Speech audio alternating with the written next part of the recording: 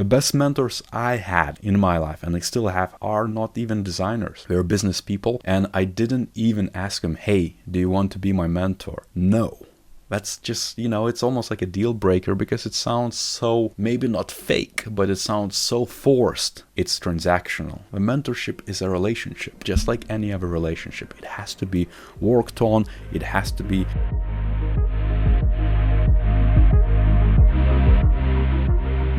Hey, welcome back, Design Squad. I get so many requests of, can you be my mentor? I usually say no, I have no time. And I use YouTube channel as a channel to reach much more bigger audience, answering questions and making videos for people who get into design, because the same messages could be applied to a lot of different cases, to a lot of different people. It doesn't have to be one-to-one, basically. I also get requests like this one, for example. Can you give some tips of how to get a mentor in UX industry? If you want to get a mentor, one thing which is really good to keep in mind is, what does mentorship really mean? And I like this video from Simon Sinek. Mentors Ron Bruder taught me what mentorship was really all about. I met him professionally. I was introduced to him. Very accomplished, successful, many years my senior, very wise. We got along, and a week or two later I had a question that I thought he might be able to help me with, and I called him and he took my call. I'd only met him once, and then he took my call again, and then we met for lunch. He just kept saying yes, and he became my mentor.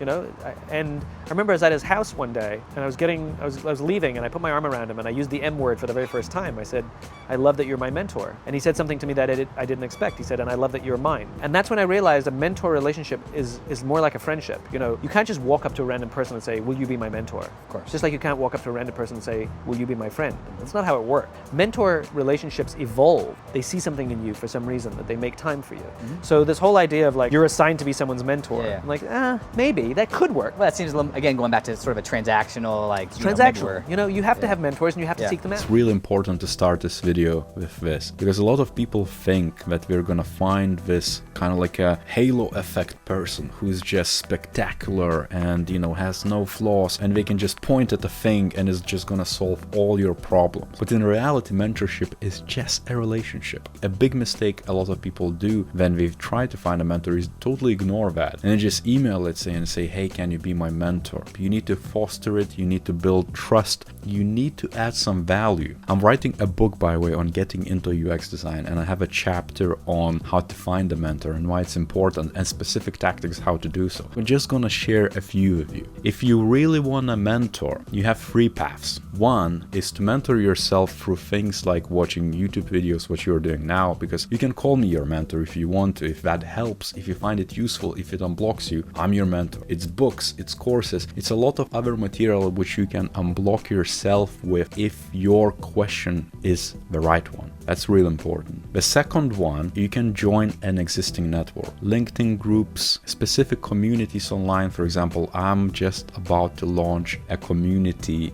on Discord, and it's already in a pilot mode where people can ask questions, can chat about design, can find guidance from other people, maybe find a mentor there as well. If you want to join my specific community, it's called Design Squad, just email me and just say, hey, I want to do that, and I'm gonna add you to a pilot so you can actually test it out. But of course, there is so many other communities out there. It doesn't have to be this one. You can also join a specific mentorship communities, like I think it's called ADP list. So it's almost like a service where it connects you with other people who are more experienced, who can give you advice, who can coach you, who can have one-to-ones and group sessions and things of that nature. But the caveat of all communities and all kind of like a synthetic ways to connect mentors with mentees or people who want to be coached or need advice is that it's quite synthetic. It's transactional. It's always set up for you to, at a given time, to connect with people. It's not natural relationship. But in reality, the best mentorships are the ones which are just a relationship of person who is a bit more experienced, person who is learning or wants to be unblocked, and they kind of work together and maybe even mentor each other. The best mentors I had in my life, and I still have, are not even designers. They're business people, and I didn't even ask them, hey, do you want to be my mentor? No.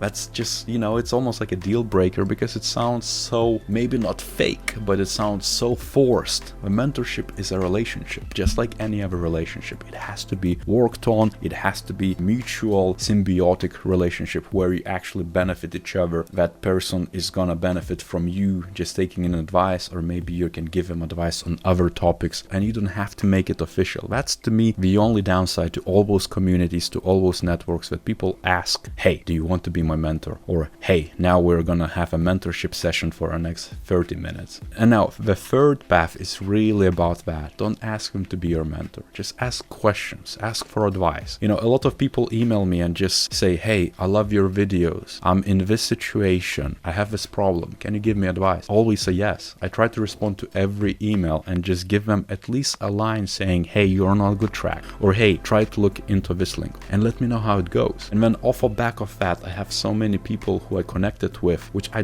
wouldn't view myself as a mentor. Maybe they do view me as a mentor. But now we have a relationship where I can ask them for advice. They can ask me for follow-up advice. And it's just kind of like a back and forth with no commitment, which is serious. It's more of a friendship, of a kinship. So we can actually share the knowledge, so we can actually help each other. And so specifically from my book on that third path, which is the most important bit, which you could do to actually get the person to, you know, to help you grow exponentially. Find a person who, let's say, you think would be a good mentor. There's plenty online, you know, on most communities, on social networks, on, you know, YouTube, maybe this is an example. Introduce yourself, in, let's say, in an email. Tell them who you are. Make sure to provide them value instead of asking for something. You know, it could be as simple as saying, hey, I liked your videos. Any positivity is a big one, especially for people who put themselves out there. Be succinct. That's really important. Don't write an essay. People don't have time. If they're your potential mentor, chances are they're busier than you. You're not gonna read several pages of your life story. Just be succinct. Don't expect immediate response. Because let's say I reply to an emails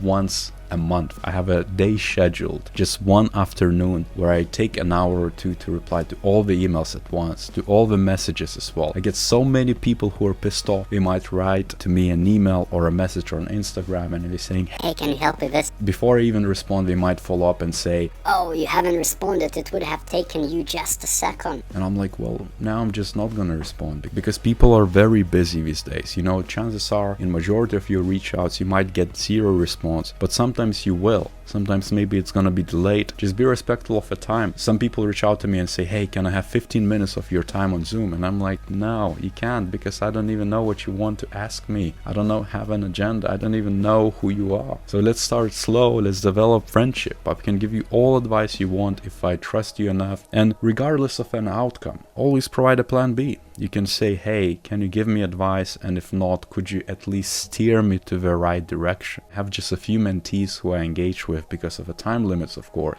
They always provide with an alternative. Can you advise me on this thing? Could we jump on a call? And I might say, no, I am very busy for the next 2 weeks. But then we would be like, can you at least give me some sort of hint of what should I do or where should I look? That automatically opens more doors, automatically opens more opportunities, follow up to engage. Just like in that video in the beginning, the natural mentorship happens over time. The best mentors you're ever gonna have are not gonna be mentors. They're not gonna be labeled that. And if you label them, it's just gonna be weird. You don't have to do that. Just learn from people, ask them questions, say thank you, be humble, be succinct. That's all it takes. Anyone can be your mentor. Maybe this video again is that mentorship advice, and that's totally fine. Maybe that's exactly what you need in this specific point in time, and that's exactly what you can get, maybe given all the limits from you and your mentor. Make sure to give a like, check other videos, subscribe if you haven't done so, and on that note, I'll see you next time.